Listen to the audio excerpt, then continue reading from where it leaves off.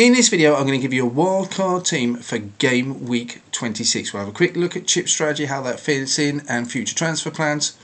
Let's have a look.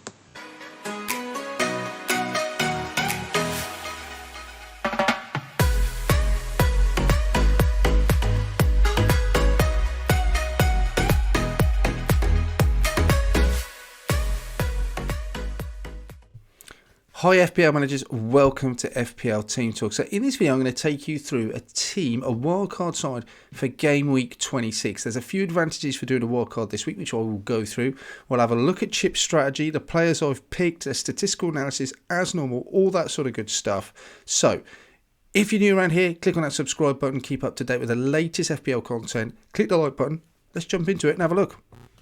On screen we have the fixtures then for game week 26. It is of course a big double game week with 8 teams doubling up at the bottom there with Burnley, Spurs, Watford, Palace, Liverpool, Leeds, Arsenal, Wolves.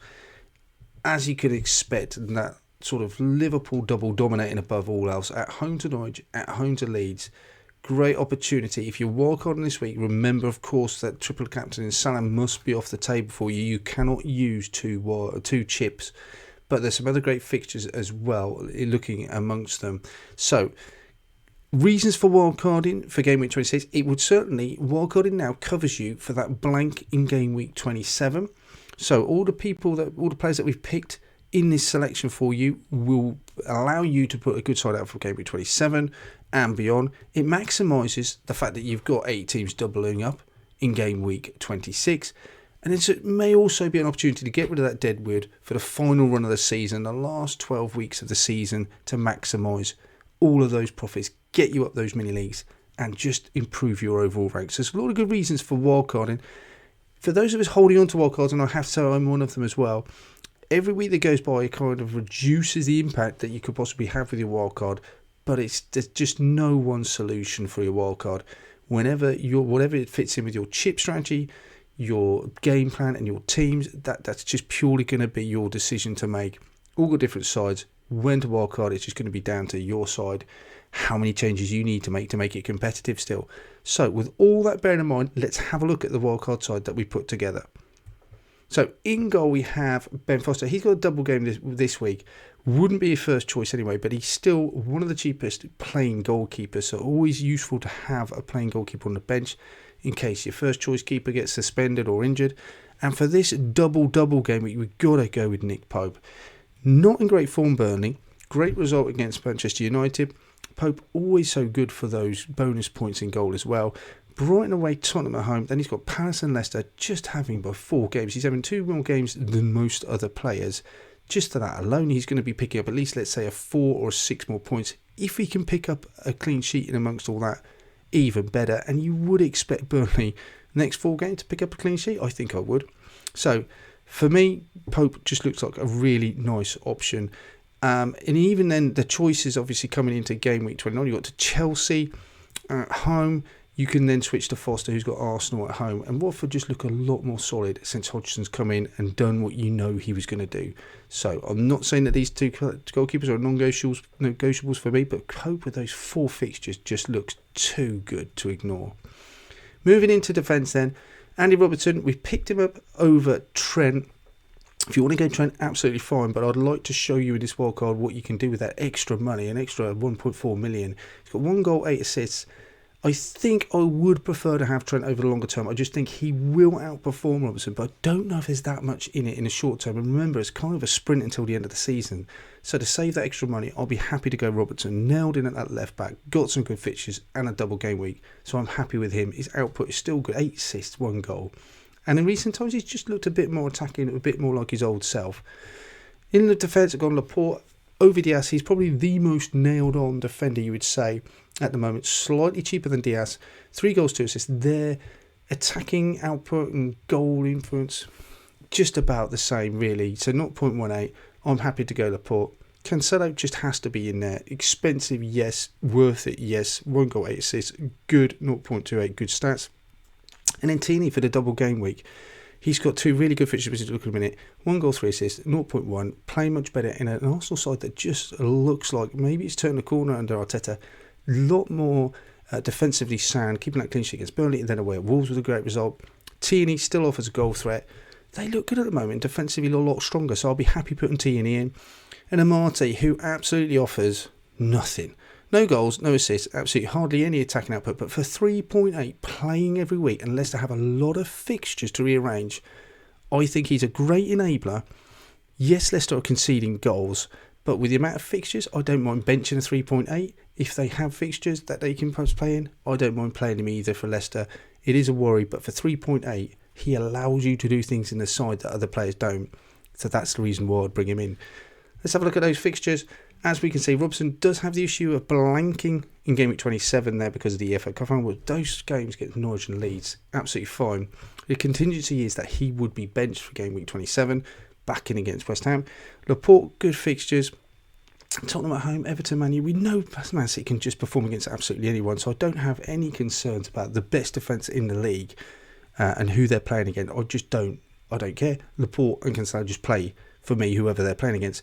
Tierney, good fixtures, Wolves and Brentford both at home.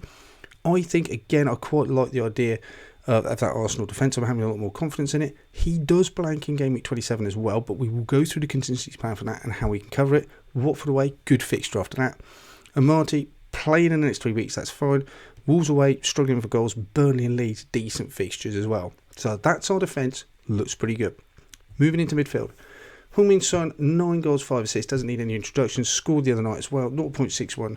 And then we have Mo Salah, and I'm just not even going to talk about him, he's non-negotiable, especially with this double game week coming up. Over a goal expected every game, goal in contribution. And then KDB in midfield as well, 7 goals, 2 assists, nailed an out and City midfield. Again, great fixtures, playing game week 27, which is important, 0.6, love it. Looking at those 3 players in isolation, just, wow, what a great midfield you have there. Son, Salah, De Bruyne, hard to match that. When they're on fire, there's just all sorts of goals and points potential for those 3. Maddison comes in 6.9, playing in form for Leicester, a lot of fixtures to rearrange, really like the idea of bringing him in, 6 goals, 5 assists, so 0.43. And Ramsey, again, great enabler. I think of his price range, there's no one comes near him really. 0.27, 5 goals, 1 assist. He's just playing every week under Gerrard.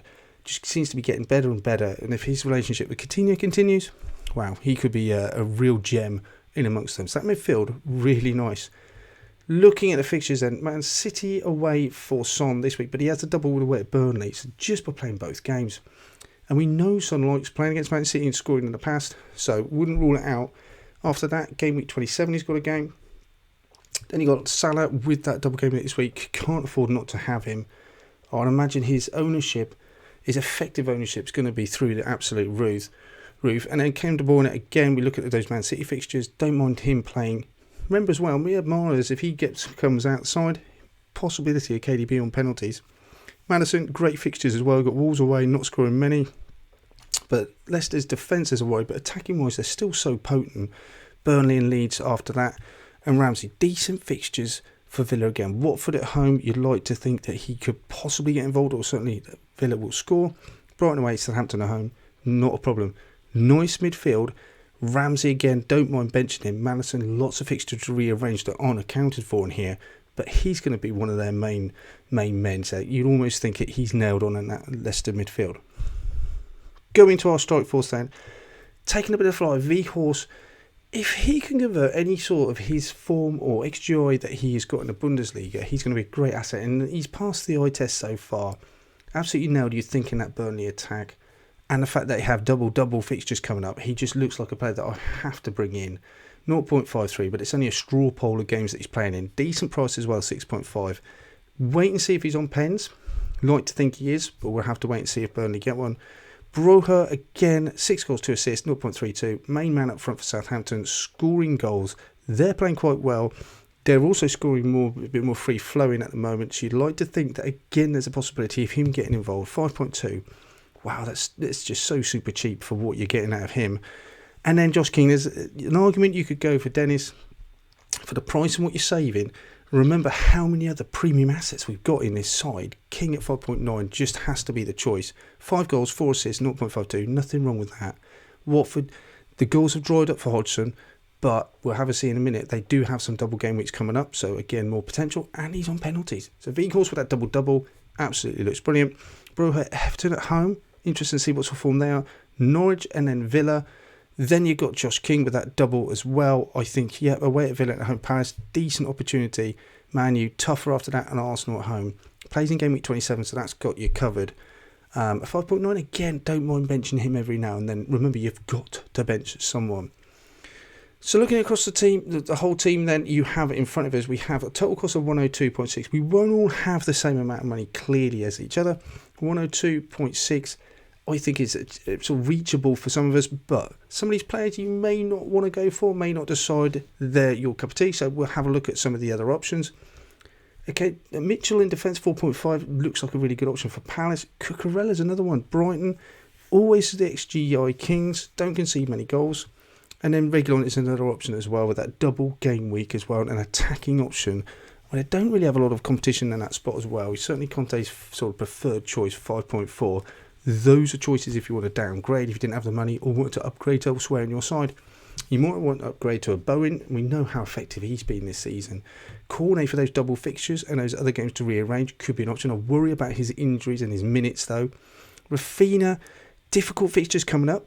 But again, he's on pens. He's the main man. If you think if anything's going to be scored or come through, it's going to go through Rafinha. And then Jota with those double game weeks. I'd love to fit him in. Possibly you could downgrade your Son to a Jota. There's the ability to do that. That could save you money and go elsewhere in the side. That's up to you. Jota, for me, I even have him in my side right now. I think despite the fact he's doing so well, I'm going to have to take him out. I'm just worried about minutes with Diaz, Firmino, Mane and Salah now back. He's not going to be getting more minutes than what he's getting at the moment, so that's a worry, especially when they're attacking so many trophies on so many fronts. Rotation could be an option, so I do worry about that for me. Other options, JWP, James Ward-Prowse 6.4, not an option I've looked at in the past. On all set pieces, got a couple of assists through open play, on penalties, could he be an option?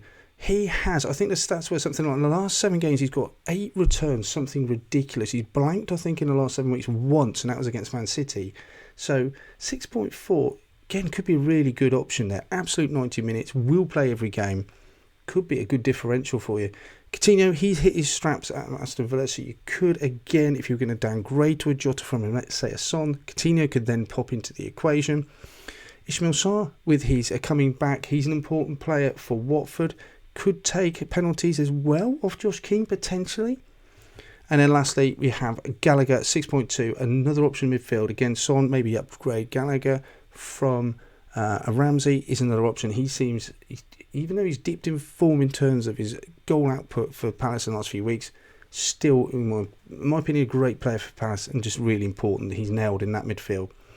Up front then, we do have a budget attack, so if you want to put some more money in there, Chris Wood, potentially an option if Newcastle suddenly start playing. I'd wait on that one if I was being honest. I'm not convinced about him.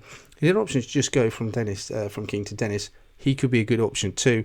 We know he's got a better output, back from the African Cup of Nations. So I know he never went, did he? He stayed, so he's obviously back from suspension. 6.2, could be a good option, could be a differential. That's it for this one, guys. Thanks for watching. I hope you found that useful. Let me know in the comments below. Are you going to wildcard in Game Week 26? Who are you going to bring?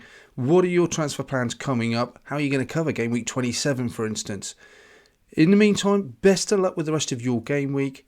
Speak to you soon.